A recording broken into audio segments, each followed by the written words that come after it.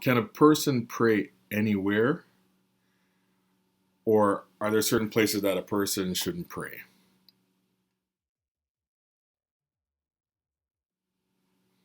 And it's not just like our own self, like just people in general. Is there anywhere that a person could pray that you would say is not an appropriate place, or can a person just pray anywhere?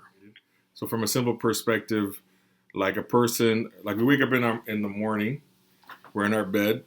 Is it appropriate for a person to just lie down in bed and to pray, or should a person get up, go on their knees and pray? Okay. There are different positions of prayer, whether it's kneeling, lying down, standing up. There's no necessary requirement. It's truly our hearts that's bowing before God. I'm not saying that we cannot prostrate, because we also can prostrate before Him. But as any position we're in, we have to also, our position must be the heart. So that when we're reverencing God, that as long as our heart is there. So I would not find it unusual for us to pray anywhere.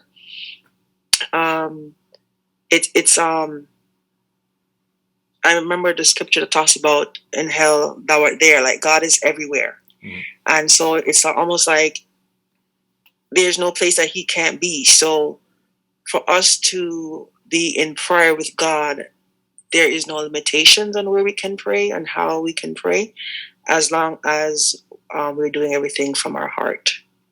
Okay. And I guess it's good to also have solitude around us, in a sense where we can focus on Him, because sometimes there's distractions. So it's good to kind of be focused when we're praying.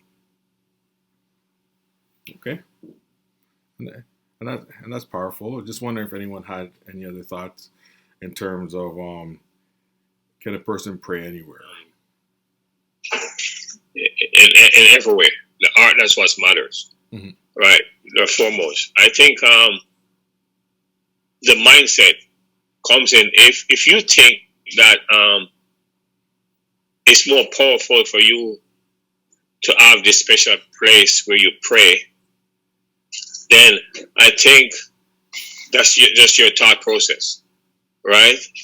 I think if you come to an understanding that God is everywhere, right? And there are moments when you're just going to have this thing where you just want to talk to God, whether it be on the bus, whether it be brushing your teeth, sitting down, even in your bathroom, doing whatever you want to do. There comes a time sometimes where you're just gushing out of, you just got to say something to God, you just want to say. The part where I know a pastor is getting at is that you're lying down in your bed, and before you get up out of your bed, you go on your knee and you pray. Is it appropriate? And I think, again, it comes down to your heart. If you think that it's not appropriate for you, it's not appropriate for you, then that's your belief, right? But if you think if you're lying down in bed and when you get up, you're thankful for just being able to open your eyes and you want to give God thanks and give God praise right there, I think that's up to you. So I think, as Sister Jamila said, the heart, that's what matters. And when you start with the heart, if your heart renders you to a position where you say, you know what, today I want to give God this special place, right? That's your heart and your desire, your feeling towards God for that moment. And I agree with both of you. I think what both of you are saying, it makes so much sense. I think where the question comes out for me is when we read the Bible covers certain topics. Like, for example, the Bible covers specifically the topic of your heart and praying with the right heart. The Bible covers topics of your motive, praying with the right motive. But when you read the scriptures, you notice that it doesn't really cover like where you should pray, other than like maybe scriptures about the temple and the temple being a place of prayer, but it doesn't stop you from praying at home or praying in the community or so forth. As a matter of fact, the scripture actually in the Old Testament actually has a thought process that no matter where you are, you should pray toward the temple. because prayer can happen anywhere. But I think one of the main reasons why I bring up the question is what I find is when there's no teaching about something in Scripture, people oftentimes develop a concept. So what I've discovered is that when something is not covered in Scripture, people will either have a liberal understanding of that thing, or people will have a very rigid understanding of that thing. So when I'm reading the Scripture, I don't really see the Scripture really teaching anything about where you should pray or putting parameters around like where you should pray. It puts a lot of parameters about what you should say. It puts a lot of parameters about understanding God and knowing who God is. Like there's a lot of teaching on prayer. So you can go through so many aspects of prayer, like what's good prayer, what's bad prayer, what are appropriate things to ask, what are inappropriate things to ask. So like there's so much teaching on prayer, but the Scripture never covers specifically where you should pray. And because of that, yes, and because of that, it's like you have two camps of people.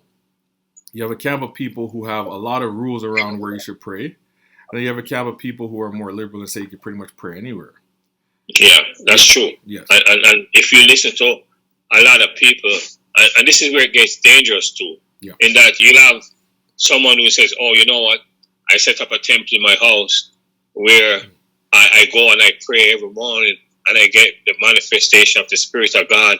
I get this do a wonderful time because when I go to that spot and I start to pray. Again, if you are in a place where, if you are not like that type of person, or you can't set up a temple or an altar. If you can't set up an altar in the corner of your house or whatever, you can go to pray. Then it's like you feel like less than the next person that's praying. You don't feel you don't feel your prayers are being answered, right? Because I do not have an altar. I gotta get myself an altar. Because in the olden days, there's always this thing about the altar, and then you get into that mindset.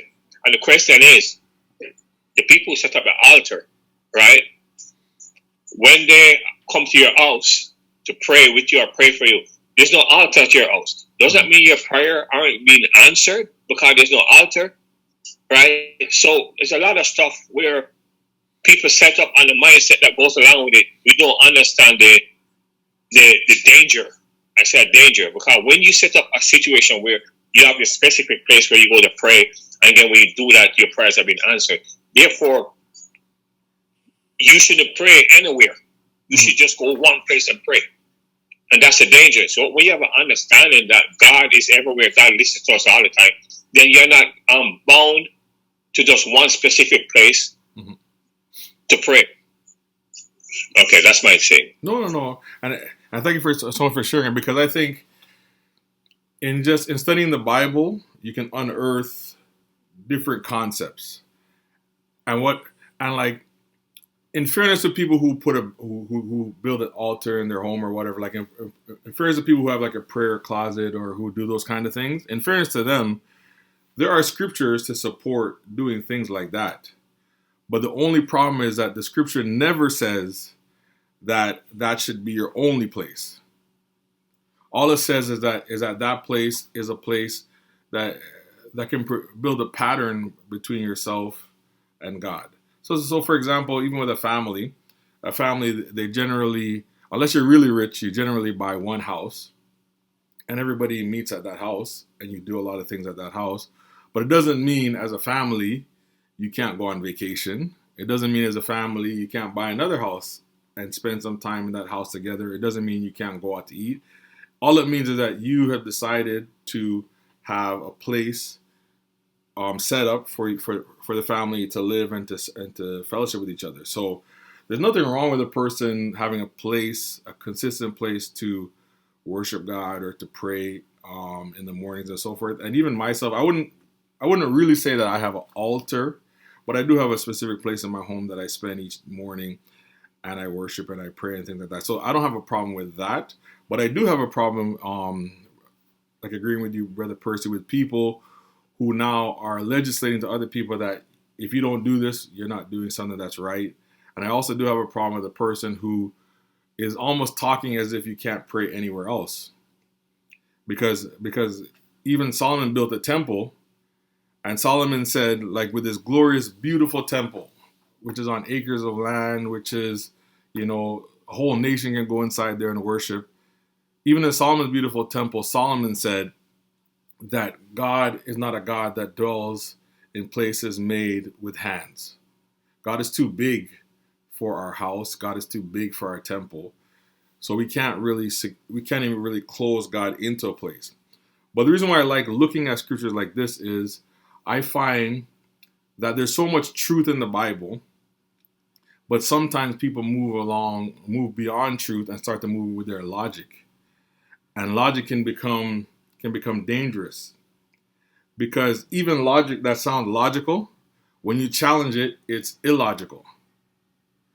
For example, this is what I was taught by one elder when I was in church.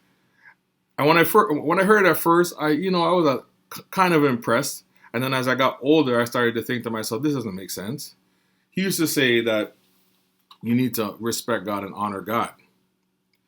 And if you respect God and honor God, what you do is when you wake up, you spread your bed, you go take your shower, you brush your teeth. You might even have to eat your breakfast because you want to come with full strength to God. And then you present yourself to God and you begin to worship or pray or something like that. And he also was talking about that it's good to have like a place where you meet God and so forth. And all those things sound like good recommendations, and I'm not even against them. The only problem I have is if you're to ask a man, who does he love more? God or his wife? Or if you're to ask a woman, who does she love more? God or her husband?